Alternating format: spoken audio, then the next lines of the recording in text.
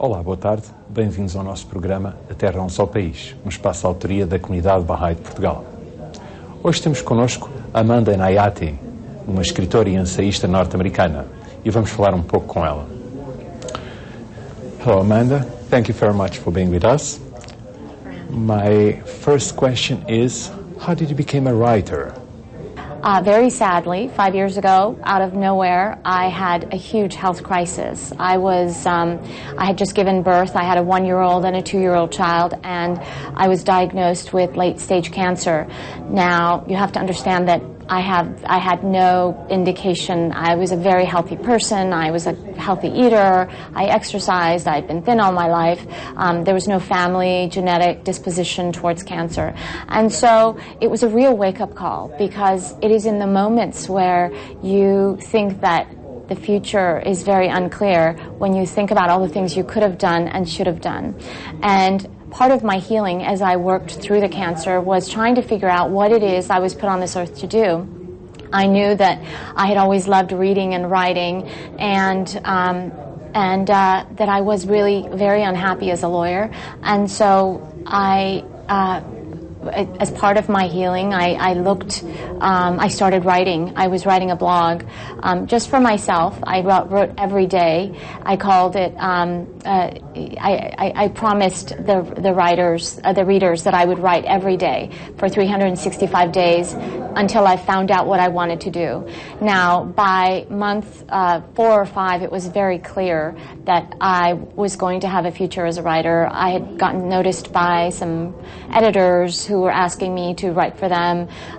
Some agents had approached me. And so, through the hardship came this moment of glory where I realized what my way of contributing, what my way of service was going to be.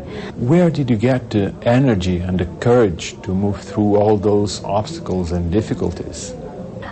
Part of it was that, I've been optimistic most of my life. I've had a lot of things happen. I was a child refugee from the Iranian Revolution.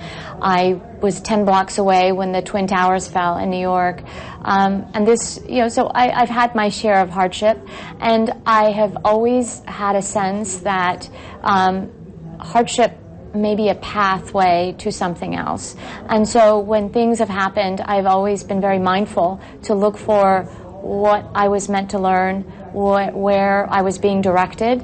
And I got the energy from my optimism and the sense of needing to be there for my children, my sense of purpose. I knew I wasn't done, and I knew I felt like I had a lot to do. And so I put my mind and thoughts and research and all my capabilities towards finding out how I was going to move out of illness and move into wellness so that I could do all the things that I felt like I was meant to do.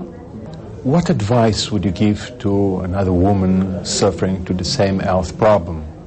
My advice would be, do not make your healing a passive effort. And once your chemo and radiation are done, or whatever therapies you go through, that is not when the work ends. That is when the work begins. Because part of healing from a serious illness like that is trying to figure out what you're being told, which direction you're meant to go into, what were maybe some of the practices. Were you very stressed out? Were you eating poorly? Did you have a terrible lifestyle with a lot of anger? Are you doing the things that you want to be doing? And so it's a time to reassess. So don't be passive, keep an open mind, do your research, make it a collaborative process, and venture forth as if this is exactly where you're meant to be, and look for the upside. How did the Baha'i faith help you in moving through all these obstacles and difficulties you faced? So do you remember my motto, assume nothing, question everything? Now, that derives from a very basic principle in the Baha'i faith called the independent investigation of truth. And the thing is that truth is sometimes when it comes to spiritual truths, they're very solid, and but when it comes to many other truths in society and the things that we know in medicine, truth is changing, ever changing, and we have to be very careful about truth becoming dogma. And so I was not attached to the truth of what medicine told me or what I was told. I was given very, very poor survival rates. I wasn't expected, because it was so late, the tumor was expected to return. The cancer was expected to return within a year, definitely within 2. And it didn't. I'm recently 5 years out. And so what people told me were their understanding, and I was not attached to their understanding per se, because I know that the exception can become the norm, and I was intent on becoming the exception in my case. And so I was very much about independently investigating the truth.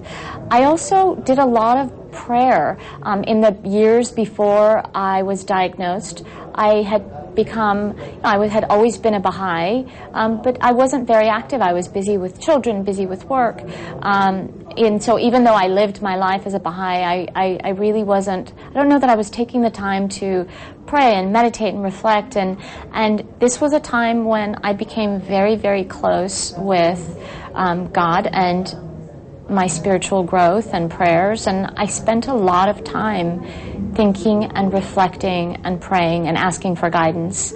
I independently investigated my truth and the truth of my healing, and I also was able to, through prayer and meditation, put my trust in God. And there's a really great sense of relief in being able to do that when you're completely, your life just is spiraling out of control. Amanda Enayati, thank you very much for being with us. Thank you for your time.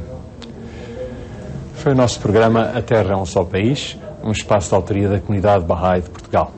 Se deseja mais informações, pode contactar os endereços que está neste momento a ver em rodapé. Muito obrigado pela sua atenção e boa tarde.